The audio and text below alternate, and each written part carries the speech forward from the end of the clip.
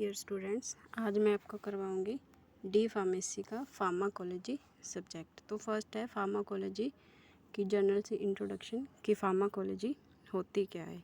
ठीक है, तो फार्माकोलॉजी क्या है। फार्माकोलॉजी दो वर्ड से मिलकर बनी हुई है, फार्माकोन प्लस लॉजी।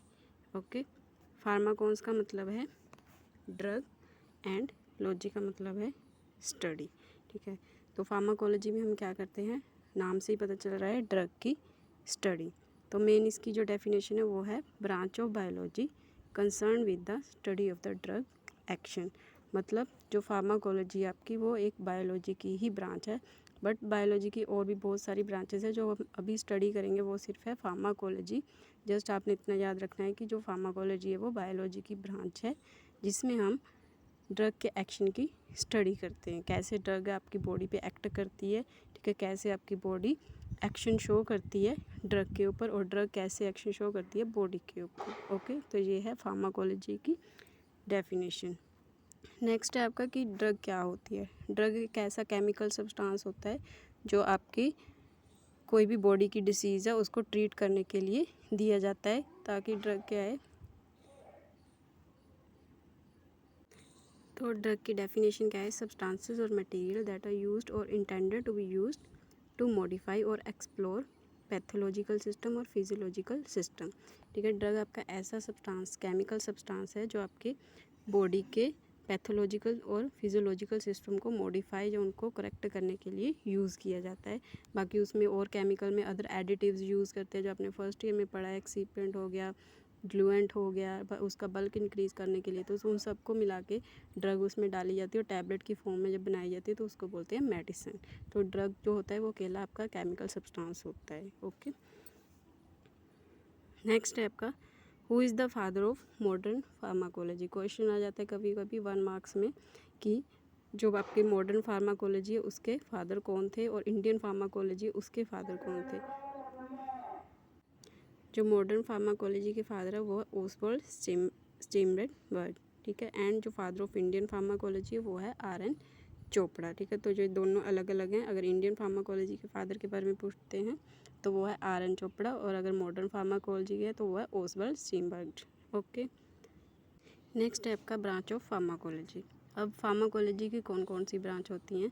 मेनली आपके जो फार्मेसी में, डी फार्मेसी में दो ब्रांचेस में आता है फार्माकोलॉजी। एक है फार्माकोकाइनेटिक और दूसरी है फार्माकोडायनामिक। ठीक है, काइनेटिक का मतलब क्या हो गया, मूवमेंट, और डायनामिक का मतलब क्या होता है, पावर। ठीक है, अगर मूवमेंट की बात आती है तो आपकी जो ड्रग है वो कैसे बॉडी में मूव करती है। ठीक है, मूव कौन करवाएगा आपकी ड्रग को, बॉडी। तो फार्माकोकाइनेटिक क्या हो गया, मूवमेंट कौन करवाएगा ड्रग की, आपकी बॉडी। ओके, तो फार्माकोकाइनेटिक के नाम से ही पता चल रहा है कि इसमें हम क्या पढ़ेंगे, what the body does to the drug. आपकी बॉडी ड्रग पे क्या कर रही है, मतलब आपकी बॉडी कैसे ड्रग पे एक्शन शो कर रही है, कैसे उसको मूव करवा रही है, इसके बारे में हम स्टडी करेंगे। डेफिनेशन में क्या है इसका, it means what the body does to the drug, it involve movement of the drug with in the body. ठीक है, तो फार्माकोकाइनेटिक क्या है, what the body does to the drug. Total इसमें क्या आएगा कि आपकी जो ड्रग है वो कैसे बॉडी में मूवमेंट कर रही है, वो आता है आपका फार्माकोकाइनेटिक के अंडर। जो आपका फार्माकोकाइनेटिक है, अब जो ड्रग आप ओरली लेते हो या किसी भी रूट से लेते हो तो ड्रग आपकी बॉडी में जाएगी from the site of administration, कैसे वो एब्जॉर्ब होगी, कैसे डिस्ट्रीब्यूट होगी, कैसे उसका मेटाबॉलिज्म होगा और कैसे एक्सक्रीट होगी, ये 4 पार्ट्स में हम पढ़ेंगे फार्माकोकाइनेटिक के अंडर। तो फार्माकोकाइनेटिक उसके 4 पार्ट्स हैं, A for absorption, D distribution, M metabolism and E excretion, और इसको बोलते हैं हम ADME। ओके, तो नेक्स्ट है आपका फार्माकोडायनामिक। फार्माकोडायनामिक में क्या है, डायनामिक क्या होता है, पावर की जब भी बात आती है तो इसमें आएगी आपकी ड्रग आपकी बॉडी को क्या करती है। इसकी डेफिनेशन है, it means what the drug does to the body. जब आप कोई ड्रग लेते हो तो वो बॉडी पे क्या एक्शन शो करती है, क्या चेंजेस लाती है आपकी बॉडी के फंक्शंस में। ठीक है, उसके बारे में आप पढ़ोगे फार्माकोडायनामिक में। It involve the study of drug, there mechanism of action, pharmacological action and adverse effect of the drug. अब जब आप कोई भी ड्रग लेते हो तो वो बॉडी में टू टाइप्स के एक्शन शो करते हैं, एक है फार्माकोलॉजिकल एक्शन और दूसरा एडवर्स इफेक्ट। फार्माकोलॉजिकल एक्शन क्या होता है, मान लो आपको कोई फीवर है तो उसके लिए आपने पीसीएम ली है, तो पीसीएम आपके जो फीवर है उसको कम करेगी या फिर बॉडी के टेम्परेचर को सही करेगी, तो वो हो गया उसका फार्माकोलॉजिकल इफेक्ट। अगर आप पीसीएम को ज़्यादा कंसनट्रेशन में ले लेते हो तो आपकी बॉडी पे वो एडवर्स इफेक्ट शो होने शुरू हो जाते हैं, मतलब आपकी बॉडी को सही इफेक्ट नहीं आते, उसको बोलते हैं एडवर्स इफेक्ट। कोई भी ड्रग आपको लिमिट से ज़्यादा लोगे तो आपकी बॉडी पे एडवर्स इफेक्ट शो होने शुरू हो जाते हैं। और वो पीसीएम कैसे, किस रास्ते से आपके कैसे कौन कौन से तरीके से जाके या कौन कौन से रास्ते से जाके आपके फीवर को ठीक करती है, उसको बोलते हैं मैकेनिज्म ऑफ एक्शन। ठीक है, पहला क्या हो गया, पीसीएम ली आपने, आपका फीवर ठीक हुआ, वो हो गया उसका फार्माकोलॉजिकल एक्शन। और कैसे उसने आपके फीवर को कम किया है, कौन से जो रिसेप्टर उनको इनहिबिट किया है, कौन से रिसेप्टर को, कौन से एंजाइम को इफेक्ट किया है, ठीक है, वो होता है mechanism of action. For example PCM used for antipyretic action, it is called pharmacological action, but how PCM produce antipyretic action, that is called mechanism of action of the drug. Okay, तो I hope आप इतना clear हो गया होगा कि pharmacokinetic और pharmacodynamic में हम क्या क्या। नेक्स्ट हम इसी फार्माकोलॉजी के फार्माकोकाइनेटिक पार्ट्स को डिटेल में पढ़ेंगे। फार्माकोकाइनेटिक आपने पहले पढ़ा है, इसकी डेफिनेशन क्या है, it is defined as the what the body does to the drug. ठीक है, कि आपकी बॉडी है आपके ड्रग पे कैसे एक्ट कर रही है, ठीक है, उसका पढ़ेंगे हम फार्माकोकाइनेटिक में।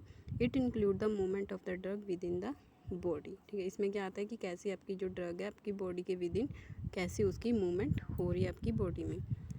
अब फार्माकोकाइनेटिक है, इसके 4 पार्ट्स है, ADME, absorption, distribution, metabolism and excretion. First है आपका एब्जॉर्प्शन। एब्जॉर्प्शन क्या होता है, drug absorption is defined as the process of movement of unchanged drug from the site of administration to the systemic circulation. Drug absorption क्या है, इसकी definition में कि कैसे जो आपकी ड्रग है वो मूव कर रही है अनचेंज्ड फॉर्म में from the site of administration to the systemic circulation. इसका मतलब है कि मान लो आप कोई ड्रग ले रहे हो, आप ओरली ले रहे हो, आईवी ले रहे हो, ठीक है, बाय इंजेक्शन ले रहे हो, तो वो आपका हो गया साइट ऑफ एडमिनिस्ट्रेशन। ठीक है, ओरली आपने ड्रग खाई, आपकी बॉडी में गई, तो वो कहाँ से जाके आपकी बॉडी में ब्लड में जाके एब्जॉर्ब होगी, मतलब आपके कौन से बॉडी के पार्ट से जाके एब्जॉर्ब होगी और आपकी सिस्टमिक सर्कुलेशन मतलब ब्लड में जाएगी। ठीक है, तो इसको बोलते हैं हम एब्जॉर्प्शन। हिंदी में मैंने यहाँ पे लिखा हुआ है, एब्जॉर्प्शन का मतलब होता है एक ऐसा प्रोसेस जिसमें दवाई या ड्रग मूव करती है ब्लड में अनचेंज्ड फॉर्म में।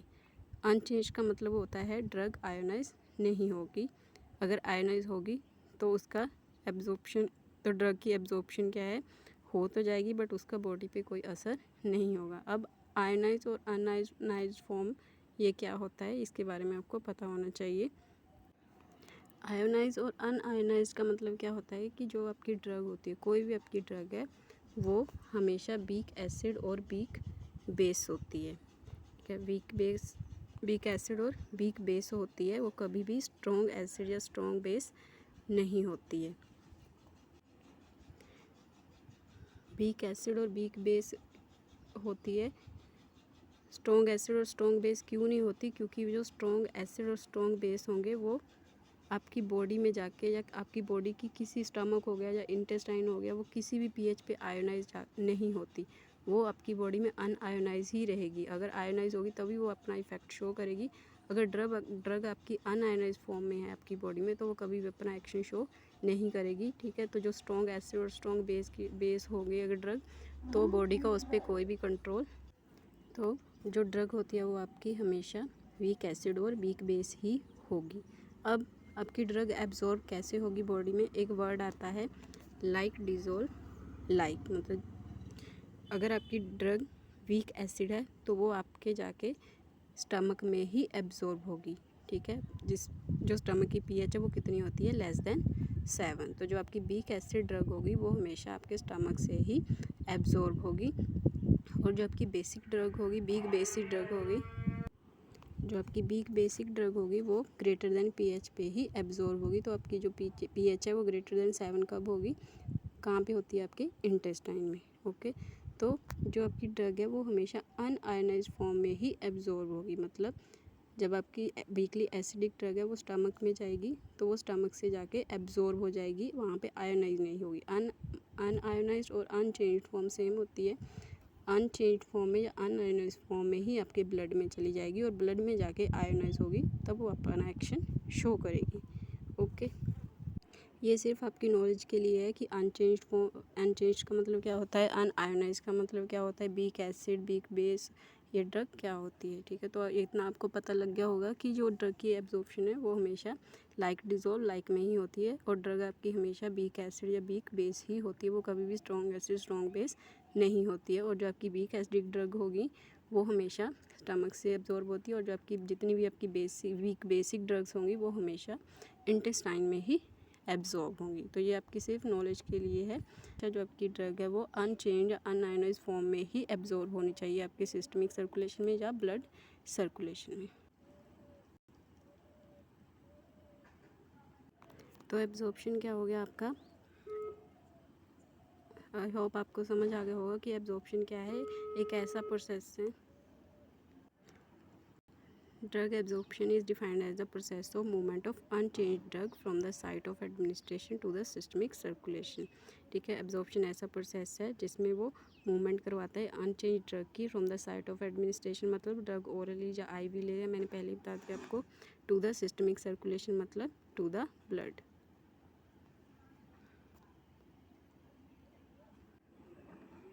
आई होप आपको एब्जॉर्प्शन की डेफिनेशन समझ आ गई हो, क्लियर हो गया हो। अगर किसी को नहीं समझ आया तो वो हिंदी में भी रीड कर सकता है, मैंने हिंदी में भी नोट्स बनाए हैं। तो नेक्स्ट आएगा आपका टाइप ऑफ एब्जॉर्प्शन। अब एब्जॉर्प्शन कितने टाइप्स की होती है, ठीक है, कैसे कैसे जो ड्रग आपकी कौन कौन से वे से एब्जॉर्ब करती है आपके सर्कुलेशन में या ब्लड सर्कुलेशन में। ठीक है, फर्स्ट है पैसिव डिफ्यूज़न जिसको सिंपल डिफ्यूज़न भी बोलते हैं। सेकेंड है फिल्ट्रेशन, फिल्ट्रेशन को पोर ट्रांसपोर्ट भी बोलते हैं। थर्ड है एंडोसाइटोसिस, फोर्थ है फैसिलिटेटेड डिफ्यूज़न और फिफ्थ है एक्टिव ट्रांसपोर्ट। तो फर्स्ट है आपका एब्जॉर्प्शन में फर्स्ट जो पार्ट है वो आपका पैसिव डिफ्यूजन जिसको हम सिंपल डिफ्यूज़न भी बोलते हैं। अब पैसिव डिफ्यूज़न क्या होता है, passive diffusion involve the crossing of a drug across a cell membrane from an area of high drug concentration such as in the GIT to an area of low drug concentration such as in the blood। Passive diffusion है उसमें आपकी drug कैसे absorb होती है, जो drug होगी जिस तरफ ड्रग की हाई कंसनट्रेशन होगी, ठीक है, वो जाएगी लो कंसनट्रेशन की तरफ। ठीक है, तो जो आपकी सेल मेम्ब्रेन है, आपको पहले पता होना चाहिए कि सेल मेम्ब्रेन का जो स्ट्रक्चर है, माइक्रोस्कोपिक स्ट्रक्चर, वो कैसा होता है और कैसे कैसे जो ड्रग है आपके सेल के बाहर के एरिया से अंदर क्रॉस करती है। सबसे पहले आपको पता होना चाहिए कि बायोलॉजिकल मेम्ब्रेन क्या है। ये बायोलॉजिकल मेम्ब्रेन का स्ट्रक्चर है। बायोलॉजिकल मेम्ब्रेन क्या होती है, this is a bilayer of phospholipid and cholesterol molecule, the polar group of these are oriented to the at the two surface. ठीक है, ये जो है ये है आपके, ये पूरा आपका सेल है, सेल का जो बाहर है ये है कि सेल मेम्ब्रेन। अगर हम इसका थोड़ा सा पार्ट ऐसे देखते हैं माइक्रोस्कोपिक स्ट्रक्चर में तो उसका स्ट्रक्चर ऐसा दिखेगा। ठीक है, जो आपकी सेल मेम्ब्रेन होती है वो उसके जो दोनों साइड होते हैं वो पोलर ग्रुप होते हैं। ठीक है, इसीलिए इसको बोलते हैं बाई लेयर। ऊपर की तरफ भी पोलर ग्रुप होंगे और नीचे की तरफ भी, अंदर की साइड भी पोलर ग्रुप होंगे और बीच में जो टेल है वो होती है हाइड्रोफोबिक, मतलब वो फैटी एसिड की बनी होती है। अब जो पोलर ग्रुप है दोनों साइड है ऊपर और नीचे, वो वाटर लविंग होते हैं। जो आपकी वाटर लविंग ड्रग होगी वो ईजिली इनके थ्रू क्रॉस कर जाती है। और आपकी जो बीच वाली टेल्स हैं ये होती है हाइड्रोफोबिक। ठीक है, जितने भी आपकी लिपोफिलिक ड्रग्स हैं वो इनके थ्रू क्रॉस करती हैं। तो ये जो सेल के बाहर वाला सरफेस हो गया वो एक्स्ट्रा सेलुलर स्पेस और सेल के अंदर वाला हो गया इंट्रा सेलुलर स्पेस। और आपकी जो बायोलॉजिकल मेम्ब्रेन है उसमें क्या होता है, एक एक्सट्रिंसिक प्रोटीन होती है और इंट्रिंसिक प्रोटीन्स होती है। ठीक है, जो आपकी ड्रग को क्रॉस करने में हेल्प करती हैं। ठीक है, जो हाइड्रोफोबिक हैंड हो गए वो आपके वाटर लविंग होते हैं। ठीक है, दोनों साइड में होते हैं, इसलिए इसको बोलते हैं बाई लेयर। और किसकी बनी होती है? जो हाइड्रोफोबिक हेड फोस्फोलिपिड और कोलेस्ट्रॉल मोलिक्यूल्स की, ठीक है। और जो आपके टेल्स होते हैं बीच में, ये होते हैं हाइड्रोफोबिक, मतलब फैटी एसिड के बने होते हैं, वाटर हीटर होते हैं, ये वाटर वाली ड्रग्स क्रॉस नहीं करने देते हैं, ठीक है। तो ये हो गया जनरल सा आपका बायोलॉजिकल मेम्ब्रेन का स्ट्रक्चर। तो आपको जनरल सा बस याद रखना है कि बायोलॉजिकल मेम्ब्रेन क्या होती है, ठीक है, कैसा इसका स्ट्रक्चर होता है, ठीक है। बस ये आपकी नॉलेज के लिए, बट आपके सिलेबस में नहीं है। तो हम आएंगे पैसिव डिफ्यूज़न पे। पैसिव डिफ्यूज़न में क्या था कि जो आपकी ड्रग है, ठीक है, बीच में आपका सेल है, सेल की मेम्ब्रेन है, ड्रग बाहर है आपके सेल के, तो वो अंदर क्रॉस कैसे करेगी? जब आप ड्रग लेते हो, ठीक है, तो आप सेल के बाहर उसकी कंसनट्रेशन ज़्यादा हो जाएगी और धीरे धीरे सेल के अंदर कंसंट्रेशन बिल्कुल नहीं है, तो धीरे धीरे ड्रग है क्रॉस करना शुरू कर जाएगी। आपको पता है कि हमेशा कोई भी चीज़ है वो हाई कंसंट्रेशन से कम कंसंट्रेशन की तरफ जाती है, ठीक है, according to the concentration gradient. Concentration gradient क्या होता है? कोई भी जो हाई कंसंट्रेशन की चीज़ है, जो मतलब हाई कंसंट्रेशन में कोई चीज़ पड़ी है, तो वो हमेशा लो कंसंट्रेशन, जिधर जो भी भीड़ है वो कम होगी उस तरफ जाएगी। मान लो आप बहुत सारा आप कहीं बाज़ार में जा रहे हो, तो बहुत सारी भीड़ है, तो आप वहाँ से निकल के किस रास्ते पे जाओगे जहाँ पे भीड़ कम है, ठीक है। तो आप अकॉर्डिंग टू कंसंट्रेशन ग्रेडियंट के चल रहे हो। तो पैसिव डिफ्यूज़न भी ऐसा ही है कि जो आपकी ड्रग है वो सेल कैसे क्रॉस करेगी सेल को, जिधर कंसंट्रेशन कम होगी उस तरफ जाके क्रॉस कर जाएगी, ठीक है। तो ये हो गया पैसिव डिफ्यूज़न। अब पैसिव डिफ्यूज़न में जो ड्रग है वो अपने आप हाई कंसंट्रेशन से लो कंसंट्रेशन में जा रही है, तो उसके लिए आपको किसी भी एनर्जी की ज़रूरत नहीं पड़ेगी। ड्रग हमेशा हाई कंसंट्रेशन से लो कंसंट्रेशन की तरफ अपने आप मूव करेगी, ओके। तो यहाँ पे हिंदी में भी लिखा हुआ है पैसिव डिफ्यूज़न क्या है। पैसिव डिफ्यूज़न में ड्रग मूव करती है ज़्यादा कंसंट्रेशन से कम कंसंट्रेशन की तरफ। सेल की मेम्ब्रेन की जिस तरफ कंसंट्रेशन, ड्रग की कंसंट्रेशन कम होगी, ड्रग उस तरफ मूव करेगी, ठीक है। जैसे ये देखते हैं इधर ज़्यादा कंसंट्रेशन है, तो ड्रग क्या आपकी इस साइड पे मूव करेगी।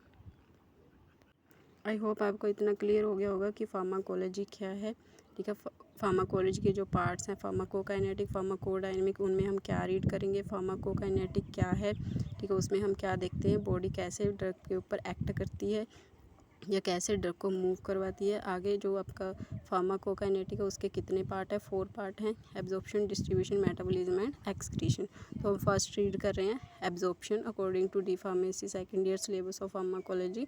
एब्जॉर्प्शन के आगे 5 पार्ट है। फर्स्ट हमने पढ़ा है पैसिव डिफ्यूज़न। पैसिव डिफ्यूज़न में क्या था कि जो ड्रग है आपकी कैसे एब्जॉर्ब होगी, जिस तरफ ड्रग की ज़्यादा कंसंट्रेशन है, ड्रग उस तरफ से आपकी कम कंसंट्रेशन वाली जगह पे मूव कर जाएगी, ओके। Thank you.